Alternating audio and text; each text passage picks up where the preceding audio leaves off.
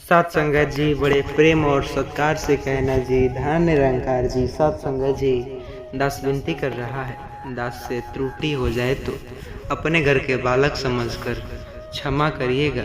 सात संगत जी, सात संगत जी, क्या आपने कभी सुना है कि कुछ पौधे होते हैं जो उन्हें उखाड़ करके फेंक देना चाहिए, क्योंकि ऐसे में हमारे घर की विनाशी का कारण भी बन सकते हैं। सत्संग जी, वो कौन कौन से पेड़ हैं?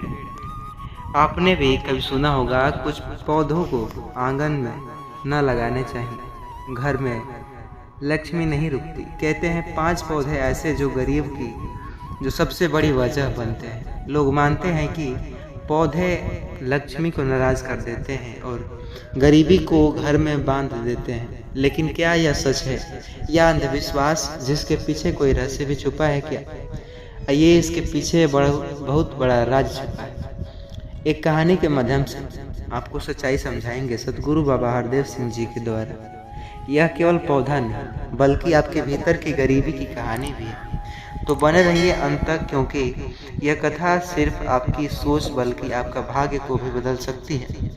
सत्संग जी, उससे पहले चैनल पर नए होंगे सब्सक्राइब करिएगा और हाँ, इस वीडियो को पूरा सुनिएगा, तभी तो आप यकीन कर पाएंगे।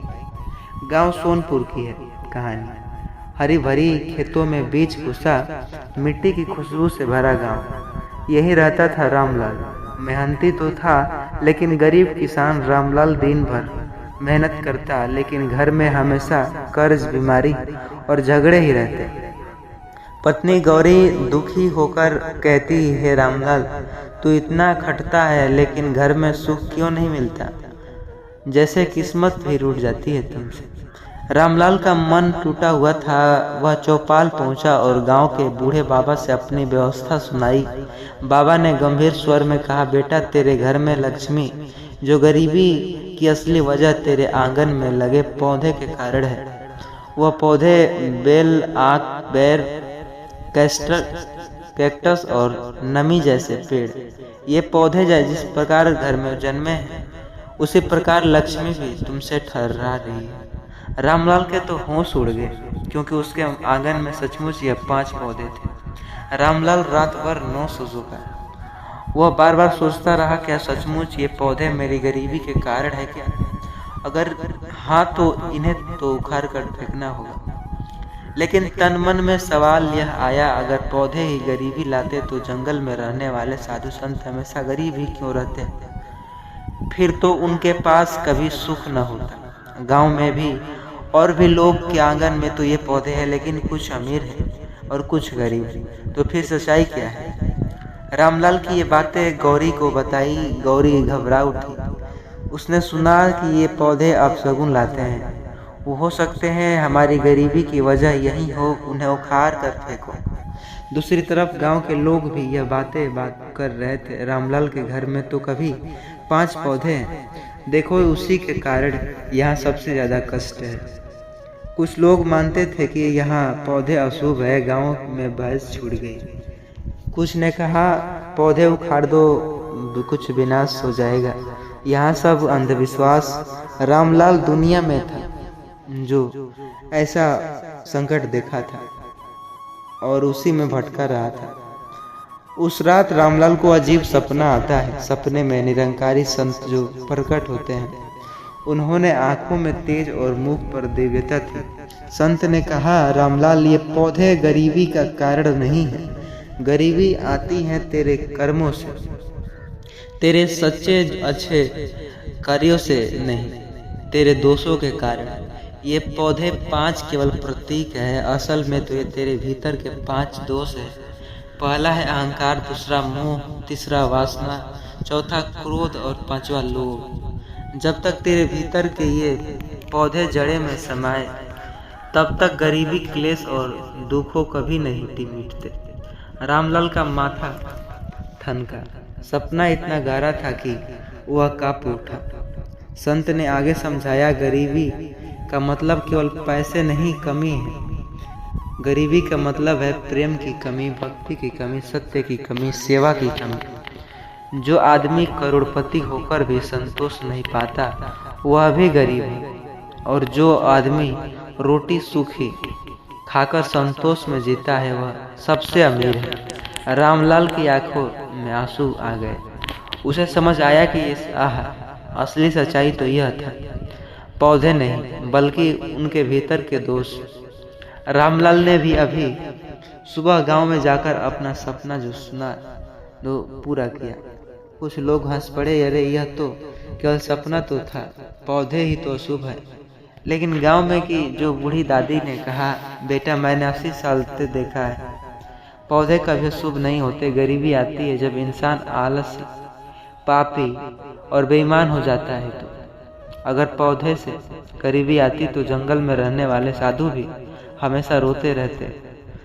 गांव वाले सोच में पड़ गए। रामलाल ने भी संकल्प लिया, मैं बाहर के पौधे नहीं बल्कि अपने भीतर के 5 दोस्त उखाड़ूंगा। उसके धीरे धीरे बदलाव किए, अहंकार छोड़ना शुरू, मोह माया अपना सत्य त्यागा और वासना जो था भक्ति में मन लगाया। क्रोध छोड़कर प्रेम से बोलना शुरू किया और लोभ छोड़कर दान और संतोष अपनाया। धीरे धीरे उसके घर की हालत जो सुधरने लगी, बीमारी कम हुई, कर्ज उतरने लगा और परिवार में शांति आने लगी। सतगुरु ने सत्संग में कहा, बच्चों जो कहते हैं कि 5 गरीबों जो पौधे हो गरीब लाते हैं, वे आधा सच बताते हैं। सच यह है कि गरीब बाहर नहीं बल्कि भीतर से पैदा होती है। अगर मनुष्य अपने दोषों को मिटा दे तो हर पौधे भी आशीर्वाद बन जाता है। तो गांव के लोग भी हिल जाते हैं। सच अब उनकी आंखों के सामने था। संत ने चेतावनी दी थी, अगर मनुष्य इस सच्चाई को नहीं समझेगा और अंधविश्वास में ही डूबेगा तो उसका जीवन हमेशा गरीबी, क्लेश और विनाश में डूबा रहेगा। लेकिन अगर मनुष्य सच्चे निरंकारी को अपनाएगा तो उसका घर, उसका गांव और उसका जीवन तीनों रोशन हो जाएगा। गांव वालों ने प्रण लिया, अब हम पौधे से नहीं डरेंगे बल्कि अपने भीतर के दोष को उखाड़ कर फेंकेंगे। रामलाल ने कहा, गरीबी की असली वजह पौधे नहीं बल्कि हमारे मन के भीतर अंदर दोष बैठा है। जब तक हम अहंकार व मोह, वासना, क्रोध और लोभ को मिटाएंगे नहीं, तब तक कोई लक्ष्मी हमारे घर में नहीं टिकेगी। गरीबी मिटाने का असली उपाय है सच्चे सत्संग करिए, भक्ति करिए, सेवा में मन लगाइए और सच्चे निरंकारी विचार हमें जो अंधविश्वास से निकलकर सच्चाई की ओर चलते हैं। गांव के लोग इतना सुनकर के भावुक हो गए। वो मन ही मन अपने आत्मा को हिला बैठे थे। अब अंधविश्वास नहीं मानेंगे, अब वह अपने भीतर को बदलाव लिखेंगे। यह कहानी केवल 5 पौधे की नहीं बल्कि हमारे भीतर के 5 दोषों की थी। अगर आपको भी यह सच्चाई झकझोर दी होगी तो इस वीडियो को आगे शेयर कीजिएगा व्हाट्सएप के जरिए मित्रों के साथ। और हाँ, हमारे चैनल को सब्सक्राइब करना भी न भूलिएगा, क्योंकि यहाँ सच में बताते हैं वह सच जो आपकी सोच और किस्मत दोनों बदल सकती है। गरीब इंसान वह नहीं जिसके पास पैसा कम है। गरीब इंसान वह है जिसके पास सच्चाई, प्रेम और भक्ति नहीं है। तो सत्संग जी आशा करते हैं यह वीडियो आपको बहुत ही ज़्यादा पसंद आई होगी। तो प्लीज़ चैनल पर नए हो सब्सक्राइब अवश्य करिएगा और इस वीडियो को शेयर ज़रूर करिएगा और वीडियो को लाइक और प्यारा सा कमेंट धन निरंकार जरूर लिखिएगा। सत्संग जी प्रेम और सत्कार से कहना जी, धन निरंकार जी। सत्संग जी, अक्सर आपने भी सुना होगा, जिस घर की कोई भी मरे हुए व्यक्ति की यह 3 चीजें अपने उपयोग में लाता है तो उससे बड़ा खतरा और कुछ नहीं हो सकता। आपने भी सुना होगा, मरे हुए व्यक्ति की इन 3 जैसे चीज़ों का उपयोग नहीं करना चाहिए। अक्सर आपने देखा होगा, कोई मरता है तो उसके हर एक सामान को जो हम विसर्जित करते हैं, लेकिन अगर गलती से भी आपके घर में यह 3 चीज़ें रह जाता है या मरे हुए व्यक्ति की 3 चीज़ें आप उपयोग में करते हैं तो विनाश होगा। आइए जानते हैं। जरा सोचिए, हम जिस घर में रहते हैं, जिस बिस्तर पर सोते हैं, जिस बर्तन में खाना खाते हैं, क्या हमने कभी यह सोचा है कि अगर यह बर्तन या यह सब किसी मृत व्यक्ति का हुआ तो हमारे जीवन पर क्या असर पड़ सकता है? कहा जाता है मरे हुए व्यक्ति की शांति नहीं लाती, बल्कि अशांति और विनाश को आमंत्रित करता है। हमारे बुजुर्ग बार बार समझाते थे कि मरे हुए व्यक्ति की 3 चीज़ों का कभी उपयोग नहीं करना चाहिए। उसके कपड़े हो सकते हैं, आभूषण हो सकते हैं, बिस्तर हो सकते हैं, कुछ भी हो सकता है। उपयोग किए गए सामान भी हो सकते हैं। उसके धार्मिक ग्रंथ या पूजा की गई वस्तुएं भी हो सकती हैं। लेकिन क्या हो सकता है, आइए जानते हैं एक कहानी के माध्यम से। लेकिन आज की आधुनिकता दुनिया में लोग इन बातों को अंधविश्वास कहकर हंसी में टाल देते हैं, जबकि सच्चाई यह है कि इन वस्तुओं में मृत व्यक्ति की अधूरी इच्छाएं और नकारात्मक ऊर्जा बसती है, और जो इन्हें उपयोग करता है वह अनजाने में उस आत्मा को अपने घर पर आमंत्रित कर लेता है जिसकी वह भनक भी नहीं। आज मैं आपको एक ऐसी झकझोर देने वाली सच्ची घटना जो सुनाने जा रहा हूँ, जिसमें एक परिवार ने चेतावनी को नज़रअंदाज किया और नतीजा ऐसा हुआ कि पूरा घर उजड़ गया। यह कहानी केवल कहानी नहीं बल्कि चेतावनी है, इसलिए इसे अंत तक ज़रूर सुनिएगा और चैनल पर नए होंगे सब्सक्राइब करिएगा। उत्तर प्रदेश के एक छोटे से गांव में रामकिशोर नाम का किसान अपने परिवार में किसी के साथ जो उन सभी के साथ रहता था। उसके घर में उसकी पत्नी राधा, बेटी और अमित, बहू सुनीता ये रहते थे। गांव साधारण था लेकिन मान्यताएं गहरी थी। गांव के बुजुर्ग अक्सर कहा करते, मरे हुए व्यक्ति की घर में रखोगे तो उसका प्रेत घर में ही मंडराएगा। लेकिन रामकिशोर का बेटा अमित तो पढ़ा लिखा और इन बातों पर अंधविश्वास समझता था। गांव में ही एक बूढ़ी पंडित जो थे उनकी मृत्यु हो जाती है। उनकी मृत्यु के बाद उनके घर के कई पुराने कपड़े, चादर और धार्मिक पुस्तकें बची रखी थी। अमित को लगा कि इन कपड़ों, इन ग्रंथों को फेंकने की बजाय घर में लाना चाहिए। उसने किसी की परवाह किए बिना पंडित जी की पुरानी चादर और पूजा की घंटी रख लेता है। उस रात घर में अजीब घटना सच में होती है। सुनीता ने देखा कि आधी रात को वह घंटी अपने आप बज रही थी। राधा ने देखा कि जिस चादर से वह सोई थी उसमें से एक सड़ी हुई गंध जो आ रही थी। अमित हंसते हुए बोला, यह सब वहम है, कोई प्रेत आत्मा नहीं। कुछ ही दिनों में परिवार में सब मुसीबतें टूटने लगी। रामकिशोर की फसल खराब भी होने लगी, घर में बार बार झगड़े होने लगे और सबसे भयावह यह कि रात को सबको सपनों में वही पंडित जी दिखाई देने लगे जो कहते, मेरी वस्तुओं को क्यों उठाई, इन्हें तुरंत वापस रखो वरना विनाश निश्चित। गांव के एक निरंकारी जो महात्मा थे, बलराम दास, वहां पहुंचते हैं।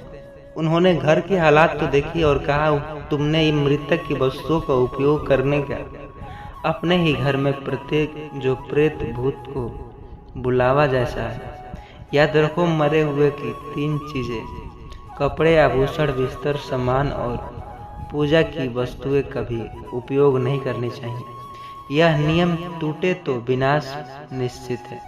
लेकिन अमित ने संत की बातों को गंभीरता से नहीं लिया।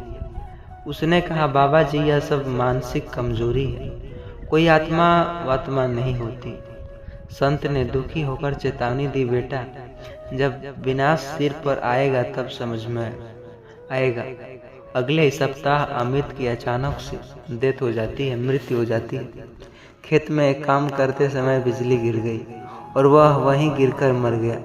गांव वाले दहशत में आ गए। राधा और सुनीता रोती रही, लेकिन संतों ने कहा, यही जो परिणाम वही है जिसके बारे में मैंने चेतावनी दी थी। संत ने पूरा घर शुद्ध कराया, पंडित जी की वस्तु नदी में बहा दिए और परिवार को निरंकारी सत्संग में जोड़ दिया गया। और धीरे धीरे घर की नकारात्मकता कम हुई और जीवन फिर से सामान्य होने लगा।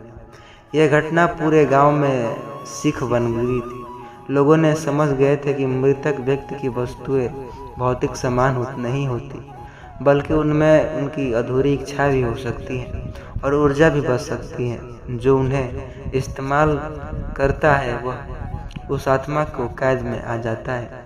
संत ने आखिरकार में कहा, बेटा संसार नश्वर है, हमें किसी मृतक की चीज़ें का मोह नहीं करना चाहिए।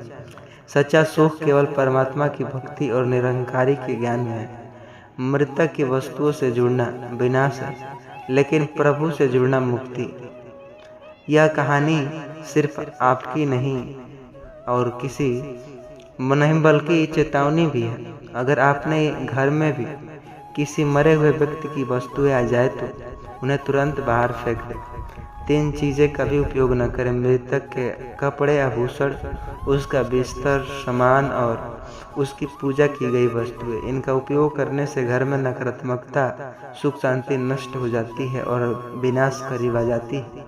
इसलिए सावधानी से रहिए, सदैव निरंकारी ज्ञान का पालन कीजिए। यही है सत्संग जी। प्रेम और सत्कार से कहना जी, धन निरंकार जी।